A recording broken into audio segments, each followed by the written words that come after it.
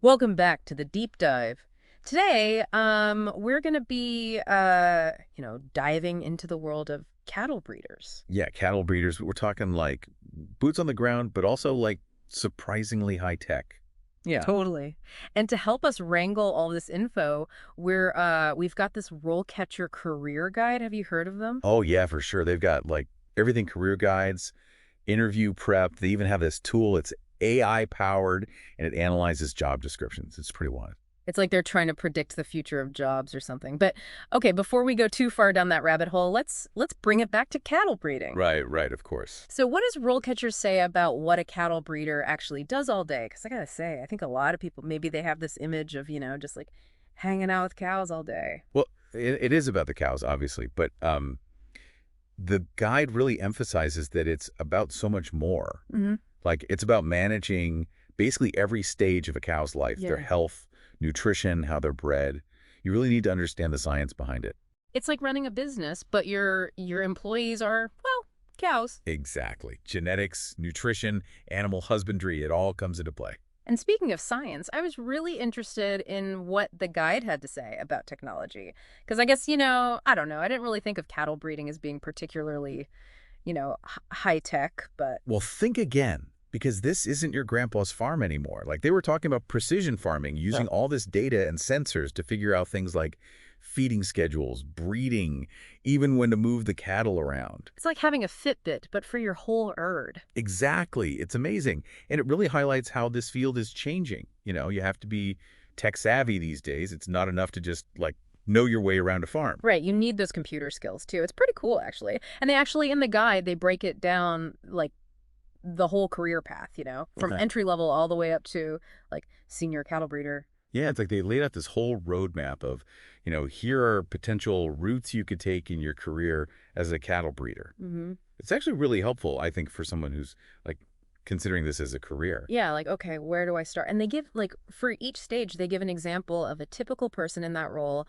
what their responsibilities are, like even potential salary. Like you can really get a sense of okay, what does this actually look like? And they really emphasize that mix of like passion and practical skills, Yeah. you know? So it's like the example they gave for entry level, it was someone who was like clearly passionate about animals. Maybe he had taken some courses, maybe he had volunteered at like a local farm, something like that. They're eager. That's the thing they want to learn. Yes. Eager to learn and they're ready to like, get their hands dirty and actually, put in the work. Yeah, and it's not just about like book smarts either, right? It sounds like Yeah. you really need that hands-on experience too. Oh, absolutely. They were really big on that, like finding that balance between, you know, the theory and the actual like getting your hands dirty. And it seems like that's something they emphasize like throughout those different career stages. Totally. Like take the entry-level cattle breeder, for example. Hmm. They're basically like apprentices at that Yeah. point, right? Getting their hands dirty, learning from the ground up. Right, like you said, putting in the work. Exactly. Assisting with daily care, understanding the different breeds, even helping with like births. It's demanding work, but it's like that's where you really learn the ropes. Yeah, it's that foundation. And they actually gave a really good example of like what a typical entry-level person might look like. Oh, yeah. What was it? They said, like, maybe someone who's passionate about animals. Obviously, maybe they've taken some courses, like some animal science courses or something. Or maybe they volunteered at a local farm, something like that. Right. Just to get that experience. Exactly. And it's Mm. all about that, like, eagerness to learn. Like, Yeah. they're not afraid to ask questions. They're not afraid to make mistakes. They just want to soak it all up. They're sponges. And then as you progress, like you become that junior breeder, you get a little more responsibility, you get a little more, you get the chance to kind of specialize a little bit. Oh, yeah, that's right. They talked about that. Like, you might find that you're really good at, like, I don't know, spotting health issues early on.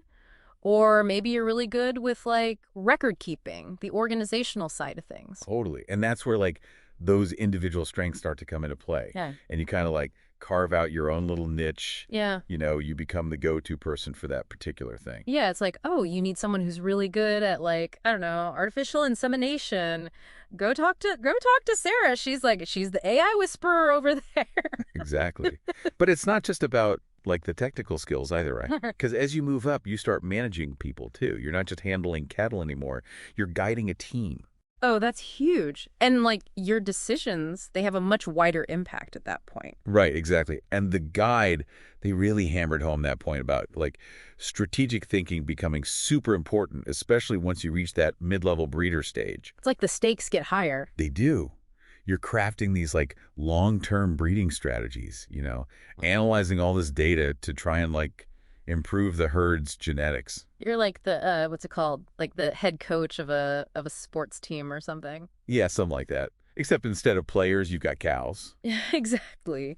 But you're still like you're calling the plays, you know? Totally. And you're collaborating with other experts too, like vets and nutritionists.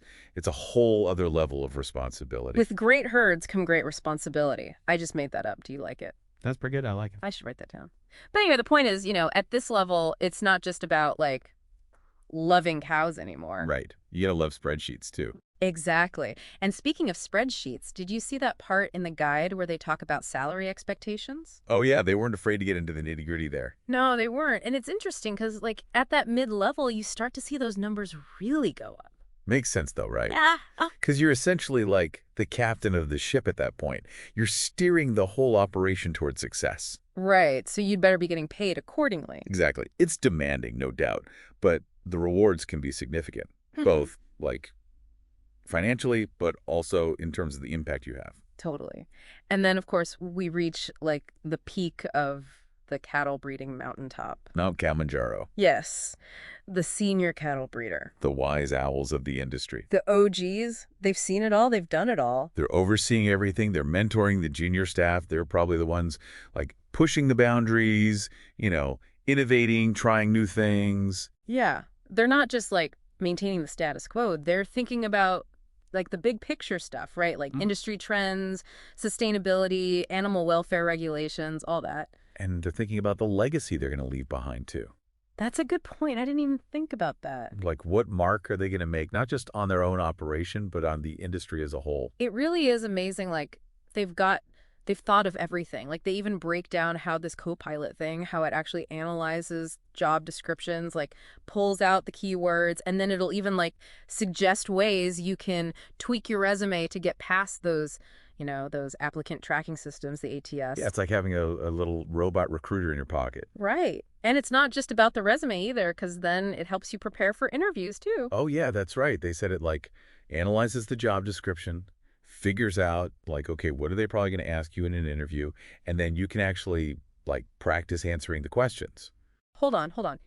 It analyzes, like it actually listens to you and analyzes your answers. Yeah. It uses your webcam to like, analyze your body language, your tone of voice, even like how much eye contact you're making or not making. It's a little creepy, but also kind of cool. Yeah, it's like a little Big Brother-ish, but also really, really helpful. Okay, so you're practicing your interview and it's telling you like, oh, you need to make more eye contact. Or Yeah, or like slow down, or you're using too many likes, like that kind of stuff. Oh, wow. Okay, that's actually really useful though. I mean, I would love to have something like that. But it just goes to show like how technology is really like changing the game here, you know? Yeah. It's not just about like what you know anymore. It's about how you present yourself too, even digitally. Right, exactly. It's a whole other skill set, which I guess kind of circles back to that bigger point we were making about cattle breeding, Like you got to be willing to adapt. You got to be willing to learn new things. Oh, 100%. You can't be afraid of technology or cows. So, we've been talking a lot about the job seeker side of things, Yeah. right? Like if you're interested in becoming a cattle breeder. But I was curious, does RoleCatcher, do they offer anything for like employers too? Like people who are actually, looking to hire a cattle breeder? Oh, they do. Yeah, they've got a whole like suite of tools for employers, like helping them find qualified candidates, manage the whole hiring process, even analyze salary trends. Oh, wow. So they're really connecting those dots then between like the people who are looking for jobs in this field and the companies who are hiring. That's really interesting. It's like a matchmaking service, but for cows and the people who love them. Exactly. It's actually kind of funny. Like we started this whole conversation because you were telling me about how you're interested in, maybe becoming a cattle breeder one day. And that led us to this RoleCatcher thing. And now we're like down this rabbit hole of like how technology is shaping the whole industry. It's pretty wild. It is. But it's a good reminder, I think, that, no matter what field you're in, even something as like, traditional as cattle breeding, You got to stay curious. You got to stay adaptable. Oh, for sure. Those are like the key skills for the 21st century, I think. Like just being willing to learn new things, try new things, and not being afraid of technology either, because it's not going away anytime soon. Exactly. Well, on that note, I think we've probably wrung every last drop out of this topic for one day. I think the well is dry. But it's been a good one. So thank you for joining us on this deep dive into the world of cattle breeding. It's been enlightening. Yeah, thanks for having me. This was fun. And for anyone listening out there, if you're considering a career in cattle breeding, or frankly any career, just remember, don't be afraid to embrace the new, embrace technology, and never stop learning. Here. Until next time, keep on moving.